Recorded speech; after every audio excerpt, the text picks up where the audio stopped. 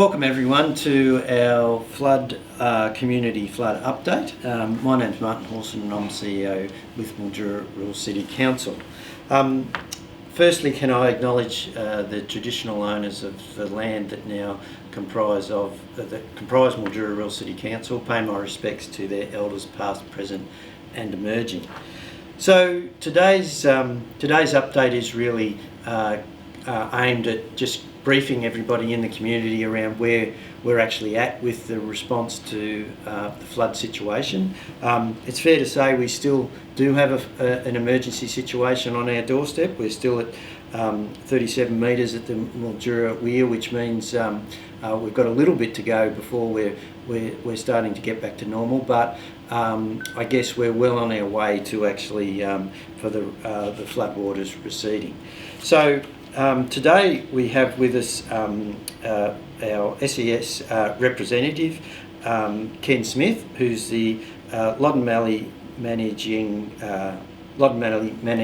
who is acting in the role for now. So welcome, Ken. Thank you. Also we have with us Senior Sergeant Jim Mason, who's the Victorian Municipal Emergency Response Coordinator.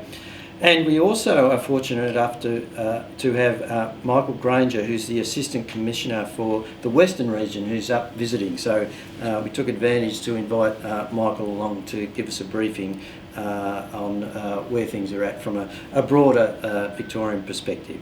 We'll also have our Municipal Recovery Manager, Mark Jenkins, to give us a briefing a bit later on in the update. So firstly, I'd just like to hand over to Ken. And Ken, can you just give us a bit of a status report on where things are at from an SES perspective? Yep, thanks, Martin. So we're still currently in a operational phase. So SES is still the lead agency from the operational perspective. The water is currently receding, as you'd be seeing out there. And we're working closely with Council and our partner agencies to currently monitor the levees that still have water against them. We're also, where we can, giving approval for councils to open up levees so they can start their inspection works for the road networks, so that when we have the areas deemed safe, we can start lifting the warnings that are in place for those particular areas and start getting the community back into their properties. SES is, whilst you're not seeing as much activity around the town from SES units and crews out in the field, we're certainly still here ready to respond. We've got people on the ground, resources on standby should anything eventuate where we have some issues with the levee, but as the water goes down, the risk gets less and less. Yeah, so there's still continuing monitoring Yep. of the levees, and I guess that's quite important. Yep. So that because there is still the levees are still doing their job as far as protecting assets. So, that's correct. Yeah. If there was a breach or something, very unlikely, what would actually happen if that did take place? So if there was a breach, if the community saw something that they were concerned about in the levee, if they ring our 132500 number, which is the flood and storm line, that will go to the local unit, and we would have an emergency response which would be escalated as appropriate depending on what the actual issue is with the levee. Yep. And as I said, we've got some stores of sandbags, we've got our partner agencies being DELP, CFA, FRV and our local SES unit, all with members ready to go should we need any activation. All right. Thanks, Ken. Just move over to Jim now, who's the Municipal Emergency Response Coordinator from a VicPol perspective. Perhaps give us an outline of what VicPol's role is now, and also what you'd like to see from your perspective in response to this. Thanks, Martin.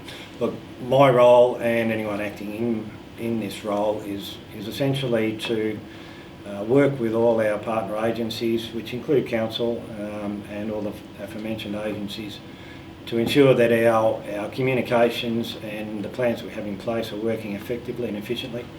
And if I see any issues with that, then I'll just talk to the people involved to get us back on track if that's the case. I'd have to say, in terms of our overall response throughout the last period of time for this event, the response has been fantastic. The agencies have been working exceptionally well together. We're now at that critical point, I guess, where, yes, from what you as a community can see, things are getting better, water's receding, pressure's off levees to a large degree. There's still a critical amount of work that needs to happen over the next short period of time before we can open up roads and allow access back to what would currently be restricted areas. And my message, if you like, at the moment is please just be patient. The worst is gone, but there's still some work to do. If you can please think of a more holistic approach that whilst you may be able to go to a particular point through a roadblock, what damage you may be causing to that infrastructure will hurt us long term. Colquhoun Way, Nangelot Calignan is a really good example where we know parts of that road are quite wet underneath still. That will take some time for that to dry out. We've got really good weather at the moment that's going to help that cause, but we need to just keep heavy vehicle traffic off that section of road. If that breaks up, that's a long-term repair and a great cost to the community. So it's about preventing those things occurring so that we keep our major arterials open.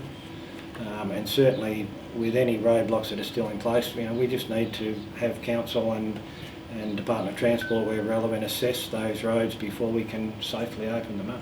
Yeah, it is an interesting stage we're at, because as the water reduces, probably the damage will become evident, but you may not see it on the top of the surface. It may well be underneath, and obviously if we have traffic or things that particularly heavy traffic that goes on roads that are compromised, then obviously that can be significant damage. So we need to have a chance to actually, for that water to reside, then we can get in there and do our more formal assessments and work out, well, where is the damage and what needs to be put in place. Some roads may well be out of action for some time just because of the damage under the surface that you can't actually see. Michael Grainger, who's the Assistant Commissioner, welcome. I guess you've had a lot of experience in the emergency space. What's the purpose of your visit, and what have you found so far? Thank you. Yes, look, Jim, I've been the beneficiary of a really interesting tour this morning with Jim of the levees and some of those roads that are closed, which Jim just spoke about. And for me, it's very clear that whilst the immediate emergency has passed and we're moving into recovery, we've still got a long way to go. Jim made an excellent point about roads that are closed and damaged. That recovery will be costly and it will take a significant time to effect. In terms of the multi-agency response, I've been incredibly impressed with the way that that's occurred, the collaboration, the focus on community first and acting as one, as multiple agencies, has been incredible. I think we've had plenty of experience at a state level through some tragic fire seasons in the recent past, and the lessons learned through those processes I've seen playing out in the most recent emergency. So I guess my message is that I'm the manager of the whole of Western Victoria with about 3,000 police. My message is we're here to support all agencies in any emergency. We don't lead recovery, but we have a very strong role in terms of supporting our community. That continues for us 24/7, whether there be a state emergency or not. So I'm here to, I guess, reassure you, our community and my own people that we're here for the long term. Our focus is community safety, absolutely 24/7. Oh, thanks, and thanks for taking the time for the visit. And it's great to have that level, I guess, come into our community and see what we're experiencing, and also it's good to hear that from a broader perspective across the state, how well things have, the agencies have been working together. But also, we often prepare for emergencies. We spend a lot of time preparing. It's only when you're in them you really work out, well, how well are those plans that we've been formulated, how well does the system work as a whole.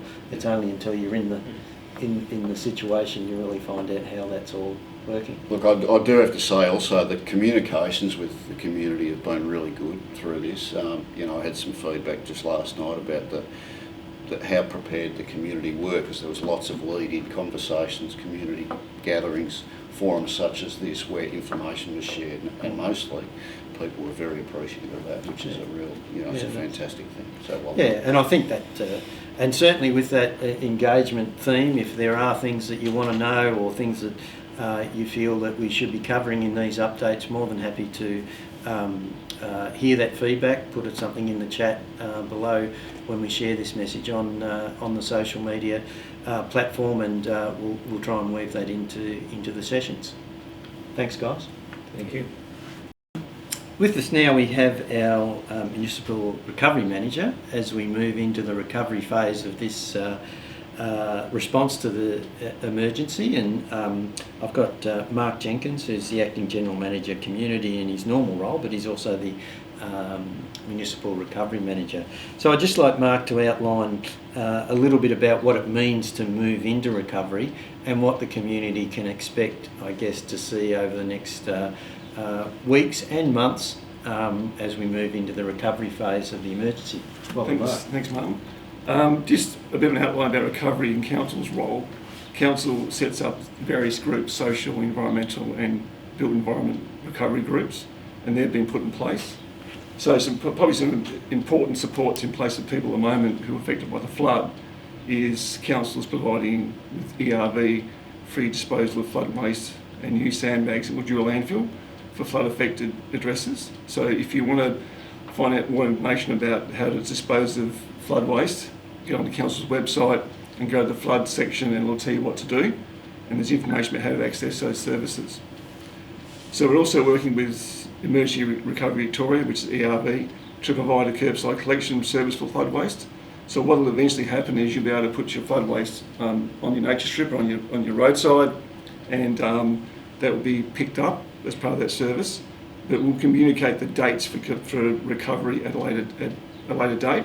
So be aware that don't put your waste out on the curbside until you're notified the collection is available.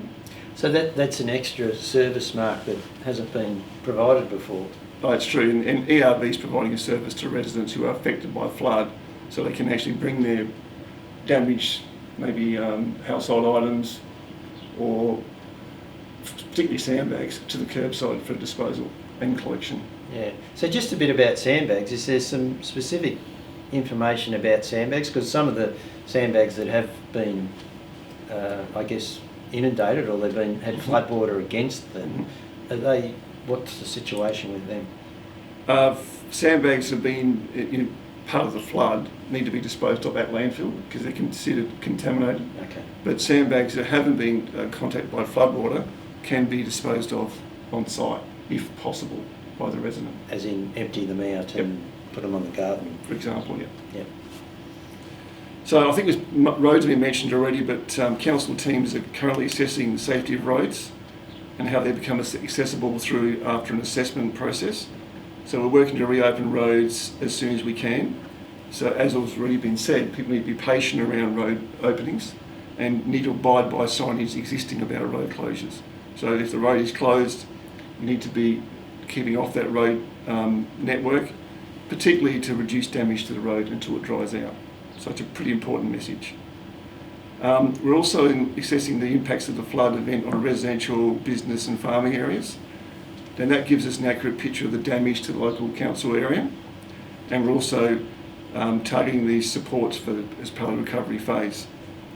A probably important message for residents is around mental health and support for mental health. So Nellie Family Care is the key partner providing mental health support to all residents affected by flood. So if you are affected yourself or you know a neighbour or friend who needs support, they can contact Nellie Family Care direct, or if required, contact council. We can put you in contact with Nellie Family Care. So it's important that any other issues around being flood affected, you can contact the council on 5018 8100 to any other matters relating to the flood in terms of if you are flood affected. When you say flood affected, what does that actually mean? Is there a definition of, hey, obviously we've got people that have been inundated, had to leave their homes, can't get access to their homes, and they've been out of their homes for a long while, and that's easily, I guess, demonstrated. But what other sort of flood affected situations might there be? Well, I suppose there's a range of scenarios. Obviously, the obvious ones is people who've had their house inundated, or you could have an agricultural property affected by the flood. So there's support through Ag Victoria for flood-affected businesses that are agricultural. You could even have a business that's affected by the flood in terms of, people visiting your business or using your business. So you can get business support potentially for those sort of impacts on business. So it's always best to go back to the council website at this point as a central point to get information on any supports around business, direct flood contact, or even agricultural effects as well. Yeah, and just with the broader economic recovery, obviously an emergency of this type impacts the community in a whole raft of ways. I guess not the least of which was probably a bit of a downturn in our tourism and our visitations over, which is usually our peak period. What are sort of the things that we're looking at in terms of the longer term recovery once the water's gone and we're getting right back to normal? Is there plans afoot to sort of set some other aspects up? We're currently working on a program of economic recovery through events over the next 12 months. So obviously people be aware there's already events planned for Mildura over the in foreseeable future, particularly next 6 months. So working out where they could be located, if there's need to move certain events and where that will be moved to, and also attracting additional events. So council is obviously active to try and get further funding to run other events in addition to those already planned. Yeah. All right. And I'm guessing there'll be more information about that as we sort of move into that phase. So the recovery phase at the moment is really in its early stages, in that we're still responding to, I guess, areas that have been impacted, and then moving them out of that phase before we're going into a more full-blown recovery situation, especially around clean-up. And I understand we'll have some more information going up on our website and so forth around the clean-up process. It's not ready to go yet, but it's well on the way. Keep an eye on that for when that information will become available. Well, that basically concludes our update for this week. The video will remain on Council's website, on our social media, and you can watch it again, or you can share it. And we'll continue to provide these updates and I guess bring in more people that are involved in not just the response but also the recovery phase. In the meantime, from Council, please stay safe, and we'll see you at the next update.